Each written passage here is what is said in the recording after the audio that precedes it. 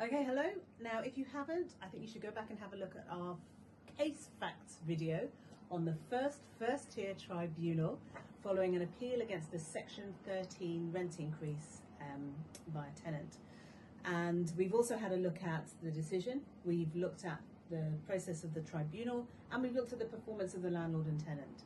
So this video is just to look at what is it that landlords can learn from this case to make sure that they're in a better place and not just relying on luck going forward. Evidence. Yeah. Before you actually issue that Section 13, you need to go and have a look and market research what the rentals are in and around your area where your property is, looking for similar properties, but at the same time taking into consideration the condition of the property. You can't look at a market of a two-bedroom flat that's being marketed at 1,500 and compare it to a two-bedroom house with a garden at the front. So you have to be reasonable, and you have to retain that market research. Screenshots are a beautiful thing. Yeah, no, I agree. The quality of information is really important.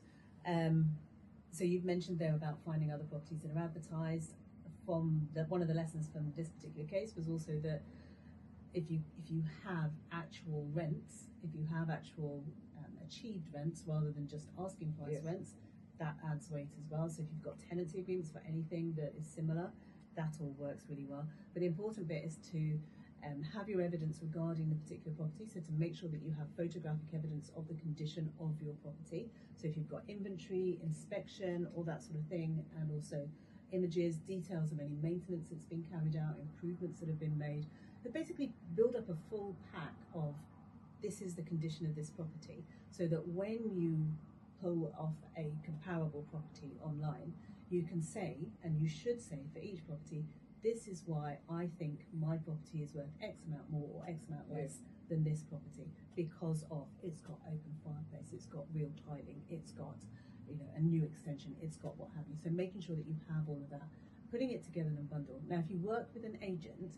and you're getting a Section 13 created for you, they're actually doing the paperwork for you, then get that bundle at the same time, so that when the courts write to you, when the tribunal writes to you and says your tenant is appealing, here is all of the information they've provided, you can review that, but then pass them the bundle that the agent has given you, or put together your own bundle at the beginning. But having that information and making sure that it is very, very clear, this is my property, this is why I think it's worth this amount of money, these are comparables, these are why I think they're comparables, and this is how they relate to the price that I've put down as the new rent for this market.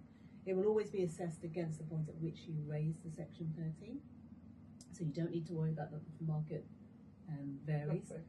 Yeah, but I would say that's probably the key things that I would say we need to take forward, or that landlords need to take forward.